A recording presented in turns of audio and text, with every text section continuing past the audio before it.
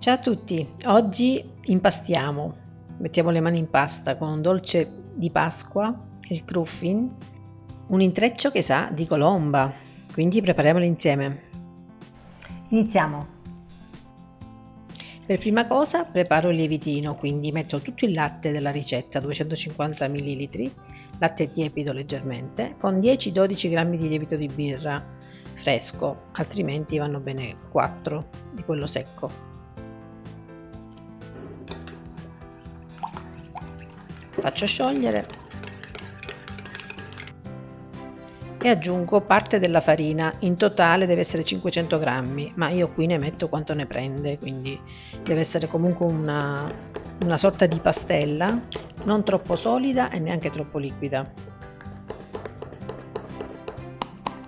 Così. E lascio raddoppiare. Questa praticamente è cresciutissima. Il resto della farina metto in ciotola, una ciotola più capiente, 90 g di zucchero e il lievitino. Se non vuoi fare questo passaggio del lievitino, puoi mettere direttamente tutto insieme con il lievito di birra sciolto sempre nel latte,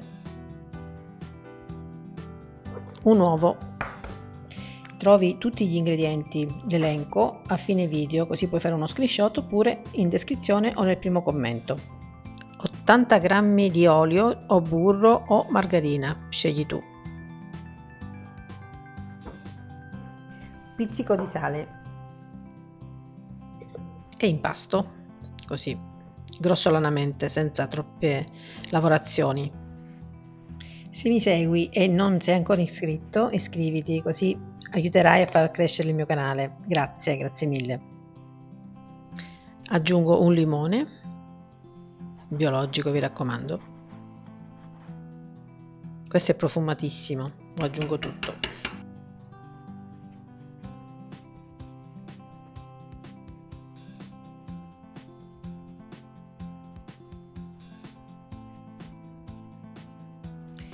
Deve essere così grossolano e lascio crescere per 30 minuti, lo faccio rilassare praticamente. Adesso che è bello rilassato lo stendo con più facilità, quindi allargo leggermente e piego. Se appiccica aggiungete anche un po' di farina come me e piego così e chiudo verso il centro, impastando un po', così da renderlo più liscio.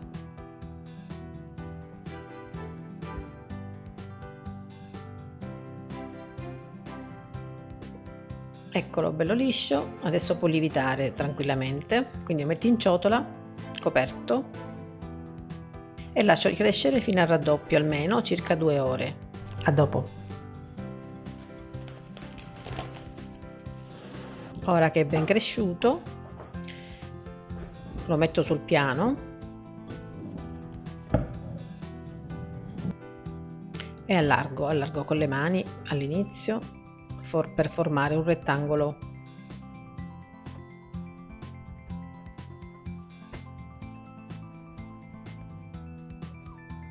Prendo il mattarello, così verrà più uniforme.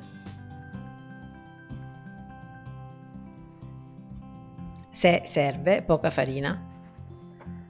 Giriamo, così non si attaccherà sotto. Il rettangolo alla fine sarà 50-55 cm più o meno. Ora preparo l'interno, quindi uva passa, cedro candito, ciliegine candite e arancia candita. Le tagliuzzo per farle più piccole. Se dovesse appiccicare al coltello vi consiglio di mettere un po' di zucchero come faccio io. Io metto questo, se tu vuoi puoi anche cambiare, nel senso che puoi mettere anche gocce di cioccolato o solo arancia candita o solo uvetta. Sulla base spennello burro sciolto o olio se preferisci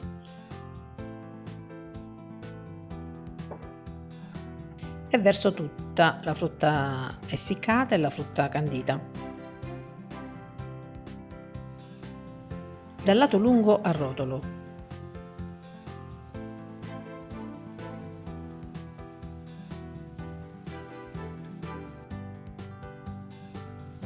Chiudo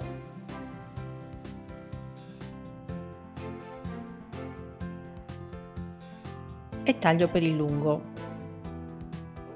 così si vedranno tutti gli strati, però lascio un bel po' dietro attaccato e arrotolo. Comincio da una parte, arrotolo, se cade qualcosa la rimettiamo al posto e passo sopra e giro, continuo a girare, gira finché non ti gira la testa. Facilissimo.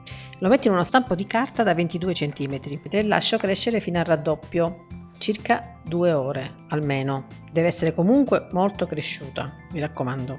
Io la metto in forno con la luce accesa. A dopo. E lascio crescere. Come vedi, questa è cresciuta tantissimo. Spennello col burro delicatamente, perché sennò si abbassa, state attenti. E cospargo con mandorle e granella di zucchero, proprio come se fosse una colomba.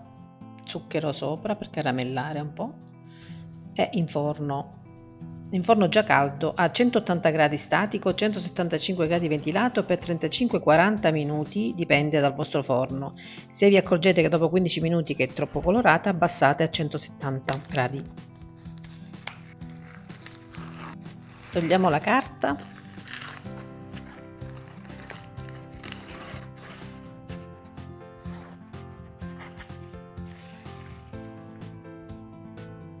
Anche sotto, così si asciugherà meglio, e la metto su una gratella, così prenderà aria, e lascio raffreddare completamente. E voilà, pronta da servire. Puoi spolverarla con un po' di zucchero a velo se vuoi, ma a me piace così semplice, oppure una lucidata con confettura di albicocche. Io la lascio naturale. Io la taglio anche se è ancora tiepidina, sarebbe meglio farla raffreddare completamente.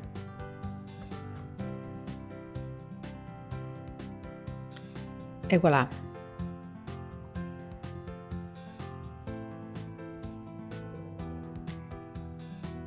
È sofficissima, anche se ancora, come vedi, esce un po' il fumo, ma è buona lo stesso, La parte di sopra è leggermente croccante e la parte interna è morbida, soffice e profumata, proprio come una colomba.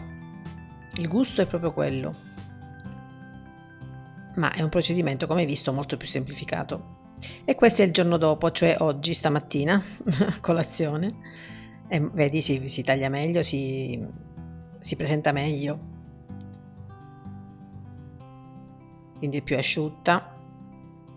E io assaggio di nuovo. Gusto colomba, buonissima, rifatela. Ciao ciao. Deborah, smettila di mangiare. Grazie per la visione come sempre. Se ancora non l'hai fatto, iscriviti al canale, gratis.